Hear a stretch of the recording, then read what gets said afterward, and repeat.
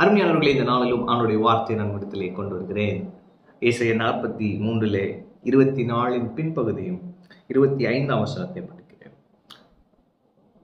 உன் பாவங்களினால் என்னை சங்கடப்படுத்தி உன் அக்கிரமங்களினால் என்னை வருத்தப்படுத்தினாய்.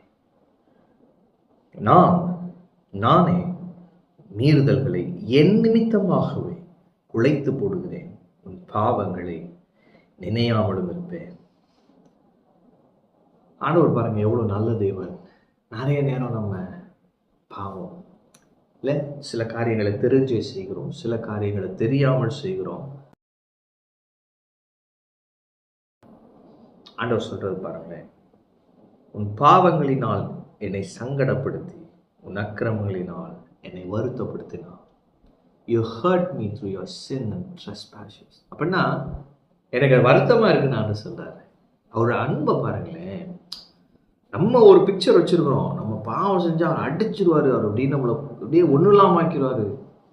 ஆண்டவருடைய இருதயம் பாருங்க, நீ என்னை ஹர்ட் பண்ற, நீ என்னை வருத்தப்படுத்துற, நீ என் பிள்ளை எப்படி இப்படி இருக்க முடியும் சொல்லிட்டு அடுத்து சொல்றாரு பாருங்களேன், நானே உன் மீறுதல்களை என் நிமித்தமாகவே குலைத்து போடுகிறேன். அப்பா, நீ என் புள்ளப்பா, என் ரத்தத்தினால உன்னை நான் மீட்டெடுத்திருக்கிறேன்.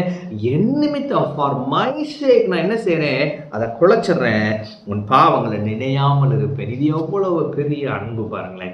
இந்த மாதிரி ஒரு தேவ அன்பு நமக்கு இருக்கிறது எவ்வளவு பெரிய ஸ்லாக்கியம். இன்னைக்கு நம்ம என்ன பண்ணிட்டு இருக்கோம், நான் தப்பு பண்ணிட்டேன், நான் பாவம் பண்ணிட்டேன், நான் ஆண்டவர்கிட்ட போக மாட்டேன், நான் பாவியா இருக்கேன். ஆனா அவர் சொல்றாரு, நீ என் பிள்ளையா இருக்க, நீ தப்பு பண்ணிடல, சரிதான், அது எனக்கு வருத்தம் தான், ஆனாலும் நீ என் பிள்ளையா இருக்க, என் நிமித்தம் அதை நான் ஒன்றும் இல்லாம ஆக்கிடுறேன். நீ என்கிட்ட வா, நான் அதை சரி செய்கிறேன், பாவங்களை நினையாமல் இருப்பேன், என் ரத்தத்தினால உன்னை கழுவி சுத்திகரித்து உன்னை பரிசுத்தவானா வைத்திருக்கிறேன், பரிசுத்தவானா உன்னை வாழ உனக்கு உதவி செய்கிறேன்னு சொல்றாரு. எவ்வளவு அருமையான தேவன் இவர். இன்னைக்கு நான் சொல்றேன், ஒருவேளை உங்க உள்ளத்துக்குள்ள இந்த மாதிரி ஒரு கில்ட்டோட வாழ்ந்துட்டு இருக்கீங்களா? ஆவியானவர் பேசுகிறார், என்னிடத்தில் வா, நான் உன்னை சரி செய்வேன் என்று சொல்லுகிறார்.